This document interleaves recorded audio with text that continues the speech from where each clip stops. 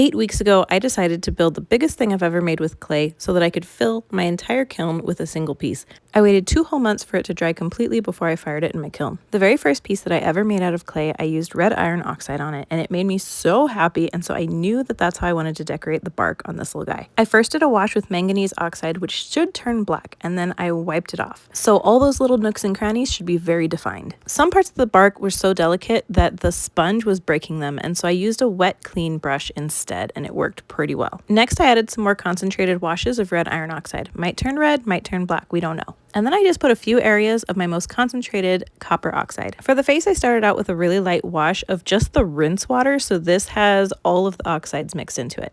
Then I used the manganese oxide on his thorns and his eyes. And then it was finally time to glaze his face. I used the Mako Stroke and Coat over the entire thing. I did 3 layers, so it should be completely solid color. And finally, I used a clean brush to splotch the oxides out of some of the areas so that the clay will really shine through. And then I get to fire him.